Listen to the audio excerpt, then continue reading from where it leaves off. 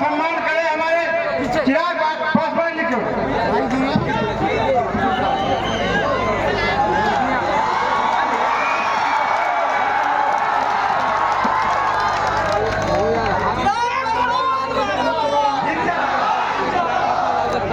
अब हम अपने नेता आदरणीय चिराग पासवान जी से अनुरोध करेंगे हम लोगों को संबोधित करें।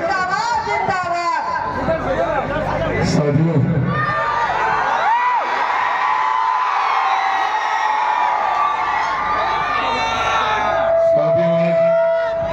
क्षमा चाहूंगा कि आने में विलंब हुआ, पर मुझे खुशी इस बात की है कि मैं आ पाया, आप लोगों से मिल पाया।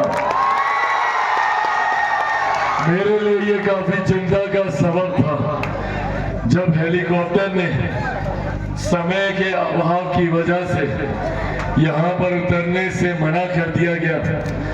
हम लोगों ने प्रयास किया कि एटीसी से किसी तरीके से क्लियरेंस मिल जाए, पर हेलीकॉप्टर की भी अपनी बाध्यता है कि सूर्यास्त के बाद हेलीकॉप्टर उतरता नहीं है। और आज दिन भर लगभग 12-13 कार्यक्रम हम लोगों के लगे हुए थे। बोध गया, ईमानगंज से हम लोगों ने शुरू किया, बेगूसराय के बखरी तक गए, नालंदा में कई जगह थी वहां पर गए, हिरसा सामा वगैरह सारी जगह करते करते उसके बाद जब हेलीकॉप्टर नहीं उतरा तो मेरे लिए ये काफी चिंता की बात थी। और मुझे इस बात का था कि चाहे कुछ भी हो जाए, अपने भाई के लिए, संजय जी के लिए मैं यहाँ पर आऊंगा ही आऊंगा। पटना में जैसे ही हेलीकॉप्टर उतरा तुरंत गाड़ी उठाई और यहाँ आप लोगों के बीच आपका आशीर्वाद लेने आया हूँ। साथियों, ज्यादा कुछ मुझे कहने की यहाँ पे जरूरत नहीं है। आप सब जानते हैं कि बिहार में विधानसभा का चुनाव चल रहा है और ये विधानसभा का चुनाव प्रमुखता से दो धारा के बीच में है, एक एनडीए और दूसरी महागठबंधन। एनडीए जो सबको साथ लेकर समावेशी विकास की सोच रखकर आगे बढ़ने का कार्य कर रही है, तो वही महागठबंधन हम लोगों में दरार डालकर, फूट डालकर, भाई को भाई से अलग कर अपराध और भ्रष्टाचार को संरक्षण देकर महागठबंधन आगे बढ़ने का काम कर रहा है। सोचिए कैसा गठबंधन जो अपने घटक दलों को ही सम्मान नहीं दे सकता, वो कल को आपको और मुझे क्या सम्मान देगा?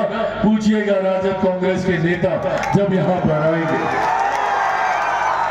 ऐसे में साथियों, कुछ बातें हैं, मैं चाहता हूं कि आप सब जितने लोग यहाँ पे मौजूद हैं, एक एक व्यक्ति मेरी इन बातों को लालगंज विधानसभा के हर एक घर, हर एक परिवार, संभवतः हर एक व्यक्ति तक पहुंचाने का काम करे।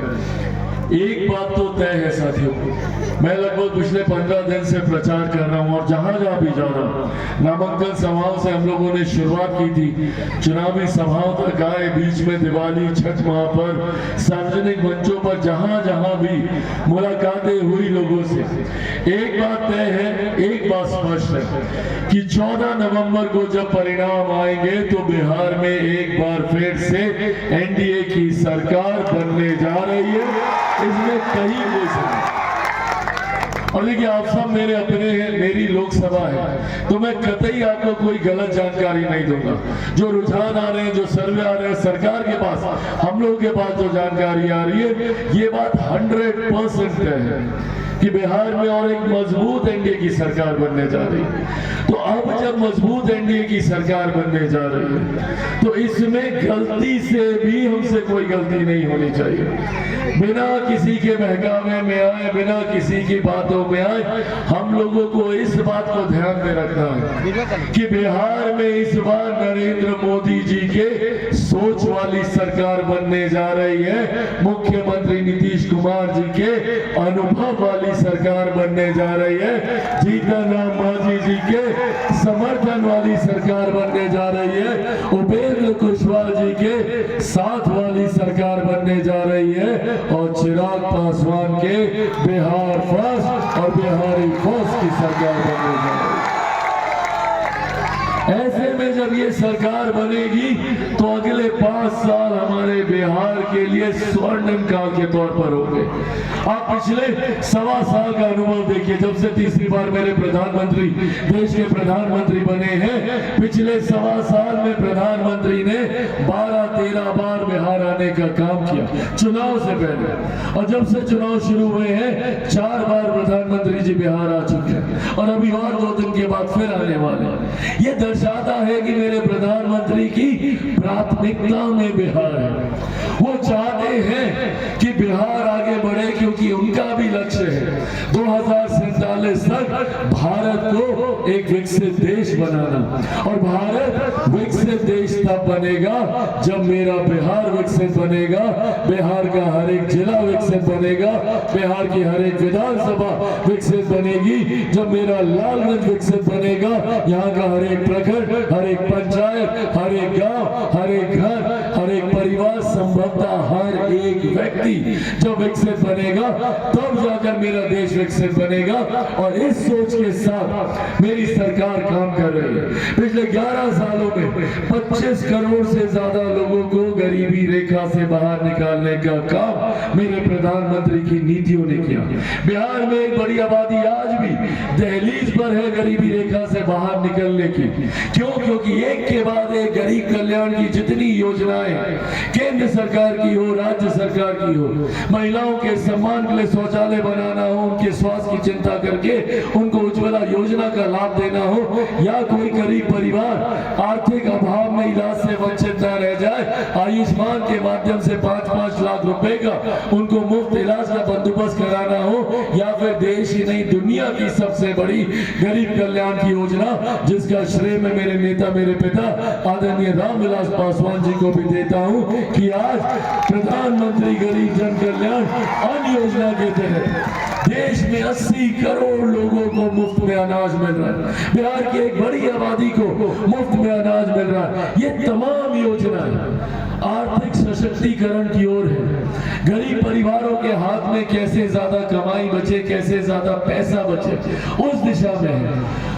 उसी दिशा में बिहार सरकार के द्वारा उठाए गए कदम, बिजली के यूनिट को फ्री कर देना, पेंशन में वृद्धि कर देना, महिलाओं को बिना किसी पे निर्भर हुए उनका आर्थिक सशक्तिकरण करना, 10-10 हजार रुपए इनके खाते में आ गए हैं, और आने वाले दिनों में इनको व्यवसाय, इनको उद्यमी बनाने के लिए, इनके व्यवसाय को स्थापित करने के लिए 2 लाख रुपए का और राज्य सरकार के द्वारा 2 लाख रुपए और दिए जाएंगे।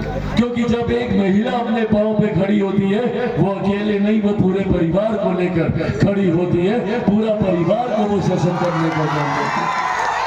इस सोच के साथ मेरी सरकार काम कर रही है।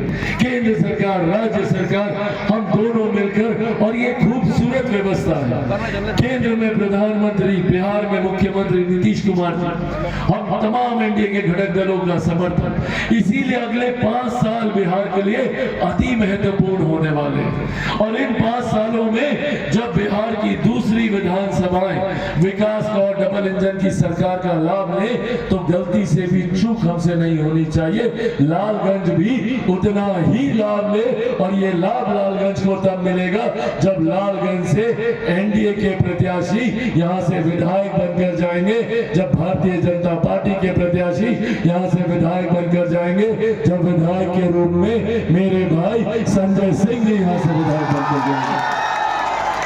आप सोचिए हमको कितना और बल मिलेगा।